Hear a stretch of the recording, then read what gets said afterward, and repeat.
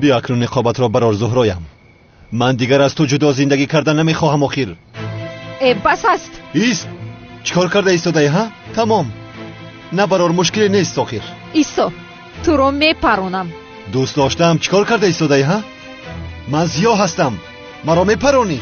مرا دوست داشتم نگوی. زهرا به خود بیا. میپرونم تو رو. ایست. هرگز این کارو نکنیست.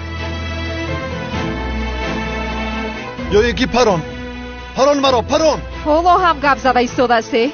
پرون مرا زهرایم. اینجا پرون، در قلبم پرون.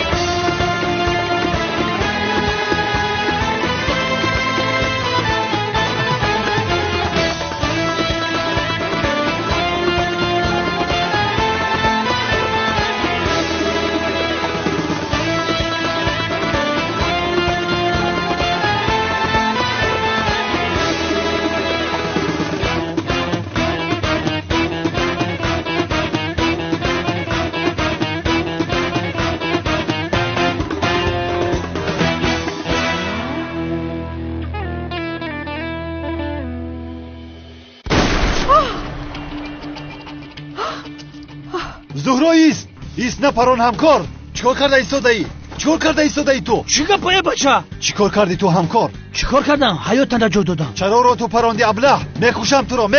بگی دستت چیکار کردی؟ بیشرف من تو رو میکشم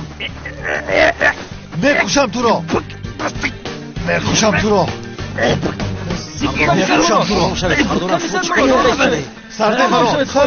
سرده مرا.